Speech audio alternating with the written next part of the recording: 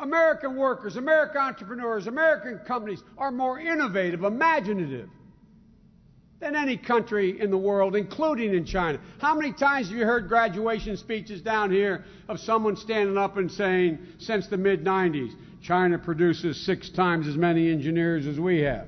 They do. Name me one product that they brought to the international market. Name me one innovative change they've made. Why?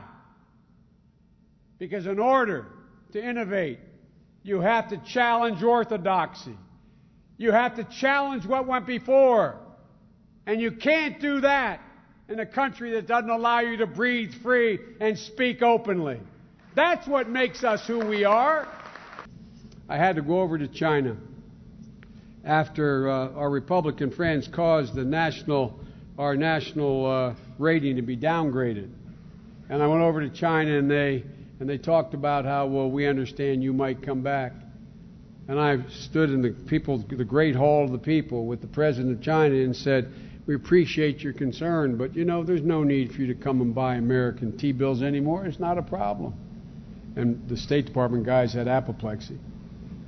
And I said, because you only own 1% of all the financial instruments in this country. And let me remind you, it's never been a good bet to bet against America. Never. I always have to be the bearer of bad news because I'm always asked at the end to negotiate these fiscal cliff deals.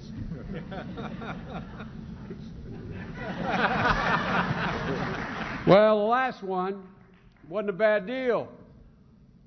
We insisted that people at the top bracket, when the Bush tax cut expired, go back to what they were paying before. One of the things that bothers me most about the new Republican Party is how down on America they are, how down on our prospects they are, how they talk about how we're getting clobbered, how they talk about things that have no relationship to reality, all in the name of making sure that the very few at the top do very well, because they're not bad guys. They actually believe it. They actually believe if you free up completely the top 1%, somehow all this will trickle down. It never has. It never will. My Republican colleagues who talk about us being in decline, let me remind them. It's never, ever, ever in the history of this country been a good bet to bet against the American people.